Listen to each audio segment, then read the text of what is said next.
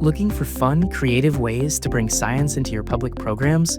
NASA's Universe of Learning has you covered with our Cosmic Canvas program guides.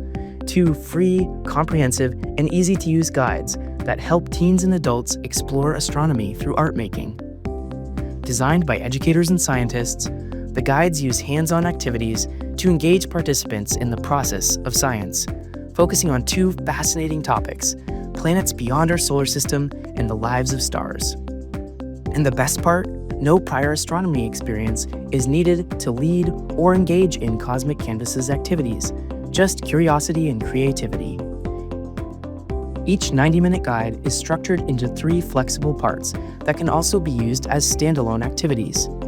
A warm-up for participants to practice skills used in both art and science, an explore activity where participants investigate planets or stars through model making, and a create activity where participants express science concepts through art making.